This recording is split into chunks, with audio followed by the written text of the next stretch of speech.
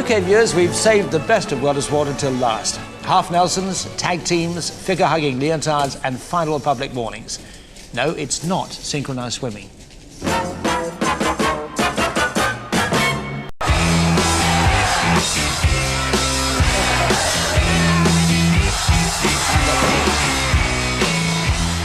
Professional wrestling became absolutely huge. 4 to 5 every Saturday was professional wrestling time. It had the most amazing following, a huge following. BBC could never beat it between 4 and 5.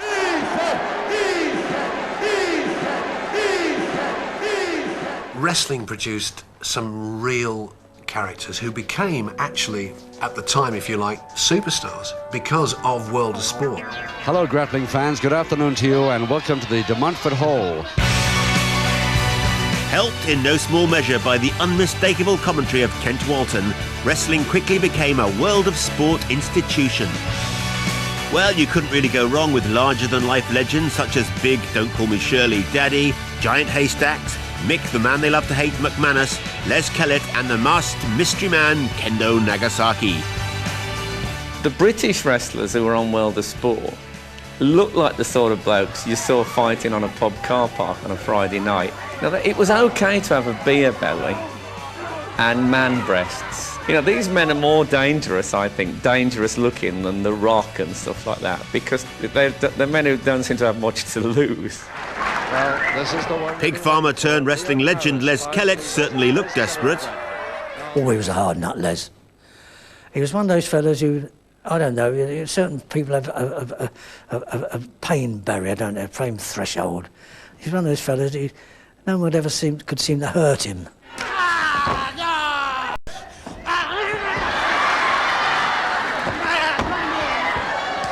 He got natural comic timing, he had all the facial expressions. He was kind of Chaplin-esque.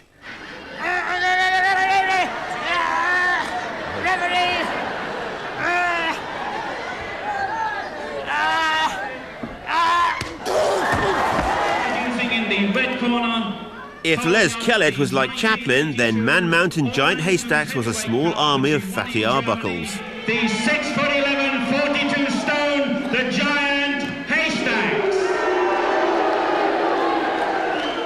Haystacks was a big man. He weighed anything between like 38 and 40 stone, and that's a big fellow. Big, and of course he had this great beard and this mop of black hair. And he really did look fearsome. Flying tackle. Now he's in trouble, Lee. He's in trouble with this one. And the flash. And can he get up from it? A lot of people don't get up from a Haystack splash. But strangely enough, he was a very quiet fellow.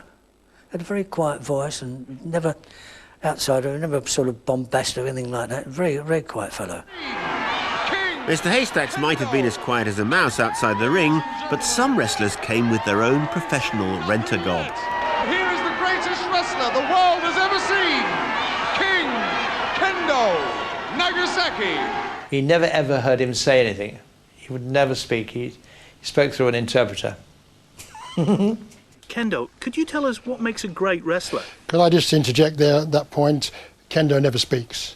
If you'd done your history on the British wrestling, you would know that. He never speaks. So you have to address your question to me, I'm afraid. Having grown weary of so many vain attempts to unmask him, Kendo finally decided the time was right to reveal his true identity.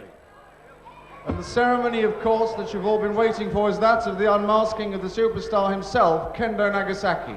I remember my dad calling me in, wherever I was, my dad and my mum, calling, they're unmasking Kendo Nagasaki. My mum sitting there going, what the sad people.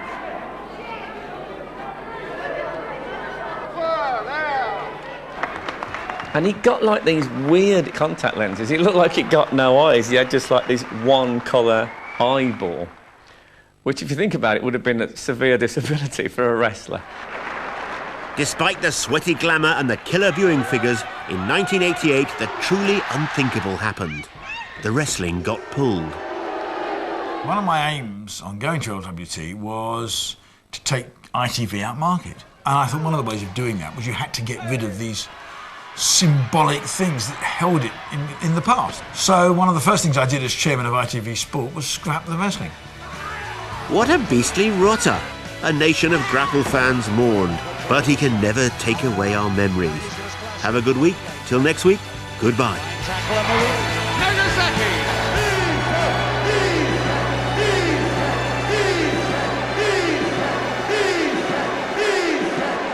Well, that's nearly all, folks, except for the big one. The #1 televised sports event shown in 50 years of ITV. Have you guessed yet?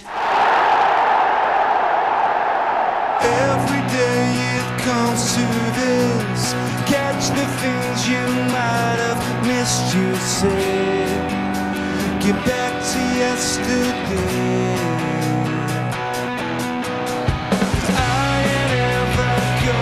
Let's face it, never mind #1. When it comes to naming the top 3 sports for most Brits, it's football, football and football.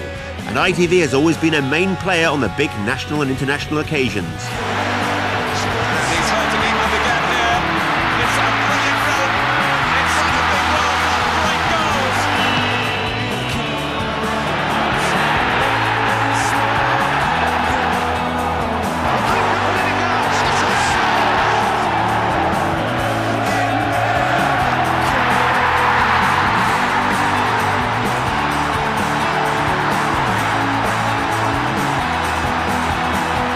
But when the best part of half the nation tunes in to watch a game, you know it must be something special. The 1998 World Cup, and ITV were in Saint-Étienne with exclusive coverage of one of the most astonishing and heartbreaking games in England's history, as Glenn Hoddle's team set out to avenge the hand of God. Well, Seaman's just well. He didn't get he's given a penalty. And it's 1-0 Argentina. It's a red card for David Beckham. Oh no, a long way towards Tony Adams. Oh, Campbell. It's Campbell who's finally got the touch. He's disallowed it, Brian. Disallowed it. David Batty is coming forward for England, and he must score. You back him to score quickly, yes or no? Yes. Oh, and he hasn't. No. Argentina go through, and England go out. We may have lost, but the nation will always remember one moment of pure English genius. David Beckham played a ball to me and I managed to take it in my stride. Beckham now to Owen. I managed to get the ball and run at the defenders.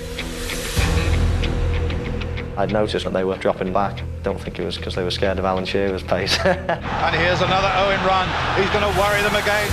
I had a defender on me. Took it to the side of him and then I just remember Scholesy closing in, but I was just in front of him and managed to clip the ball into the far top corner.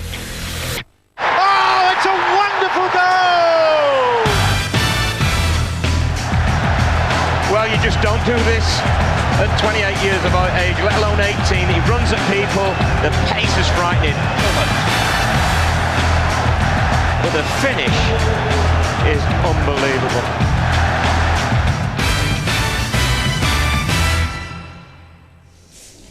Well, I have to say it's been a pleasure and indeed an honour to get back behind the old desk and anchor the good ship World of Sport for one last time.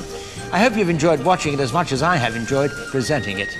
So from me, Dickie Davis, good night and God bless.